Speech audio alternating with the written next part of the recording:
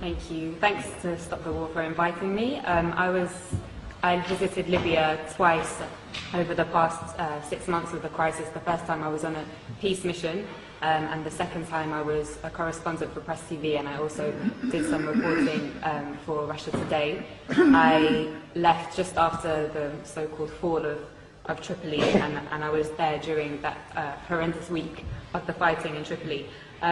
Dan's I think really well contextualized how the war in Libya is a war on Africa, but I'd just like to add something. Dan mentioned how NATO have been targeting the over 100,000 soldiers in Libya, but there were also thousands of ordinary men and women. There were a lot of women who volunteered since the beginning of the crisis to defend their country, and they were armed by the government. And during that week in Tripoli when the fighting began, I witnessed how ordinary men and women took up the weapons that they had been trained to use during that 6 months to defend their country. So I'm going to, as a journalist, I'm going to talk a little bit about the role of the media, and this has been an incredible media war. Dan alluded strongly to the criminalization of the Libyan government and Gaddafi. So the media said that thousands of people were about to be killed in Benghazi, but they never showed us any evidence. They said that 6,000 people had been killed by the government. Human rights organizations have confirmed that approximately 250 have died from both sides. They said that the Libyan government was attacking its own people from the air, and Russian intelligence satellites have since shown us that this was impossible. They said that the government was hiring mercenaries from elsewhere in Africa. They never showed us the evidence.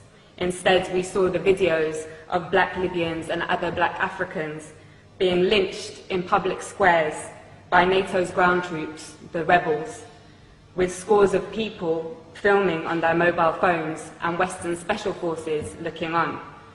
They said that Gaddafi was hated by his people, but they never showed us the 1.7 million people in a country of 6 million in Green Square on July the 1st, or the masses in Tarhuna, in Sabha, in Beni Walid, in Sirte, and across the country who demonstrated to pledge their allegiance to their leader and to the Jamahiriya. They never showed us the masses, as I said, of ordinary men and women who had accepted the government's offer of weapons to defend their families, neighborhoods, and country from people who wished to condemn them to enslavement, to imperialism. They said they were targeting Gaddafi's military forces. They ignored the 33 children, 32 women, and 20 men who I saw buried in the small and traditional port town of Majer in Zlitan in early August.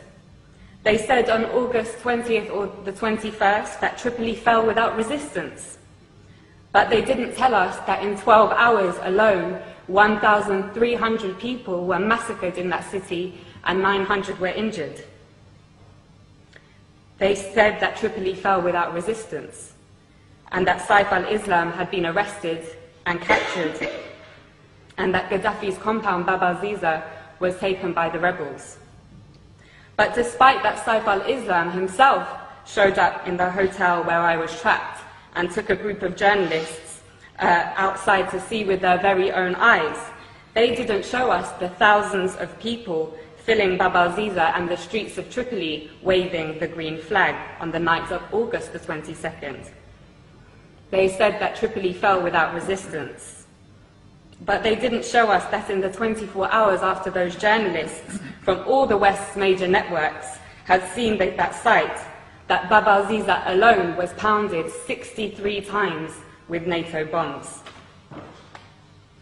They didn't show us how all the gatherings of the people to defend their capital, from those who wished to send them back to the times of colonial puppet King Idris, were attacked with missiles and Apache gunships. They didn't show us how the brave people of Abu Slim, the poorest area in Tripoli, and the staunchest area of support for Gaddafi, resisted for 5 days until on August 24th, NATO attacked anything that moved and piles of bodies lined the streets. They told us that the country was liberated. 6 weeks later, the rebels have conceded that they won't be able to move their headquarters to the capital. And that the rebels have confirmed, I think it was today, that they won't be able to take Bani Walid, and Sirte also remains strong. So, Gaddafi, mass murderer, hated by his people so much that they would beg NATO to bomb their own country, hated so much that the capital city fell without resistance. Or NATO, mass murderer, killing the Libyan masses because they would die for their leader, just like in Tripoli. I know which one we have mountains of evidence for. In fact, there is so much evidence that even the Conservative Party's own mouthpiece, The Telegraph, has been unable to hide from it. Amongst their numerous reports showing that the rebels lack the popular support that Gaddafi enjoys, one article published this week reported what I heard throughout my stay in Tripoli. A resident of Sirte, Susan Farjan, said, "We lived in democracy under Muammar Gaddafi. He was not a dictator. I lived in freedom. Libyan women had full human rights. It isn't that we need Muammar Gaddafi again, but we want to live just as we did before." In the same article, 80-year-old Mabruka says, "Life was good under Gaddafi. We were never afraid." Again, in the same article, another elderly lady says, "They are killing our children. Why are they doing this? For what? Life was good before." And yet another says, "Everyone loves Gaddafi, and we love him because we love Libya. Now the rebels have taken over, we might have to accept that. But Muammar will always be in our hearts."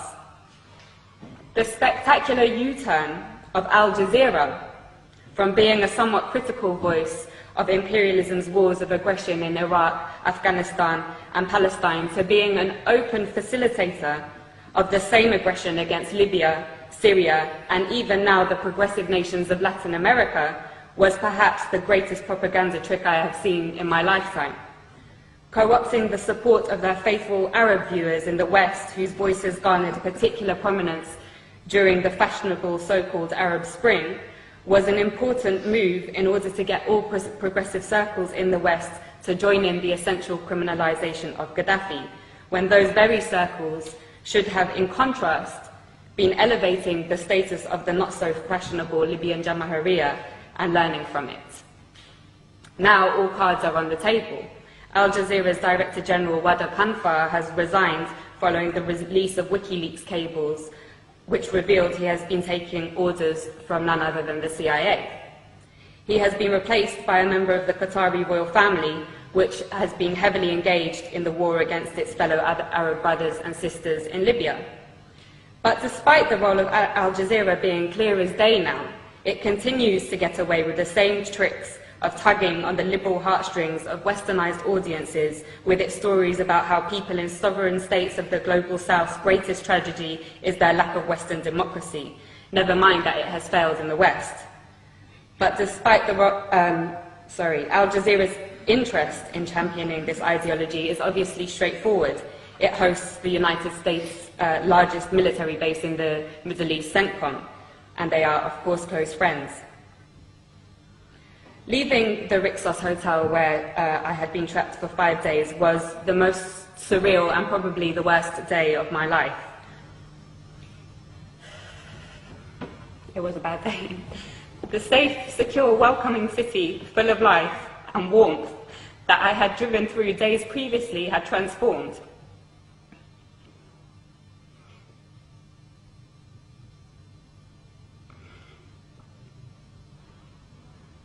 It lay in ruins, and you could not look in any direction without seeing guns or heavy weaponry. Many people had gone into hiding, been killed, and thousands of others had fled. And the people that I knew who remained, who had been the very people who had helped me to learn about the glorious recent history of Gaddafi's Libya, were inevitably traumatized and in a complete state of shock. Libya reached a point, as Dan said, of having the highest standard of living in Africa, a high level of literacy, universal healthcare, and free university education, a high status for women, in society and the greatest degree of equality for the large black population in the whole of North Africa and the Middle East. Those 40 years of revolutionary achievements have now been reversed. And for what? A year ago, after crippling wars in Iraq and Afghanistan, and with the growing economic crisis of the imperialist nations, it seemed a remote possibility that the West would have the capacity to embark on another costly and embarrassing war. It seems that the hegemony of the West was rapidly on its way out. But as Gaddafi's close brother Hugo Chavez said in his recent letter to the United Nations General Assembly, right now there is a very serious threat to global peace, he said. A new cycle of colonial wars which started in Libya with the sinister objective of refreshing the capitalist global system. End quote. He knows that his country will be targeted in that cycle, with the very same model that they used against Libya and are now using against Syria. In the absence of an effective anti-imperialist media that can challenge and preempt the tricks of imperialism through its global media, it is the role of all progressive people to champion the sovereign states of the global south, who, like Libya and Syria, are a thorn in the side of the West. Otherwise, they will be picked off one by one to add fuel to the dying fire of imperialism. And on that note, I want to end with my wholehearted thanks to the heroic Green Libyan resistance, which continues to amaze the world in their ability to stave off the world's most powerful military machine. As Gaddafi said, not only are they defending Libya, but also Syria, Iran, Algeria, the African continent, and the entire global south. Thank you.